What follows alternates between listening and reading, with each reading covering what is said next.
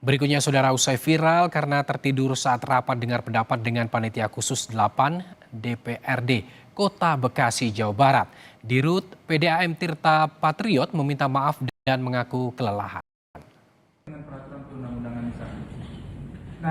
Dirut PDAM Tirta Patriot Kota Bekasi, Ali Imam Faryadi memohon maaf setelah videonya tertidur saat forum resmi bersama anggota DPRD Bekasi. Ia menyebut kelelahan setelah beraktivitas. Ali Imam Faryadi juga telah menyampaikan permohonan maaf kepada Pansus 8 DPRD Kota Bekasi pasca videonya viral. Secara pribadi, saya menyampaikan maaf apabila kelalaian tersebut telah memicu satu kegaduhan, kan gitu. Dan prinsipnya kami saling memaafkan lah, kan gitu ya. Artinya bahwa saya juga mungkin lalai, kan gitu, karena saya tertidur bukan tiduran dan memang capek lah waktu itu lah ya, karena semua aktivitas segala macam.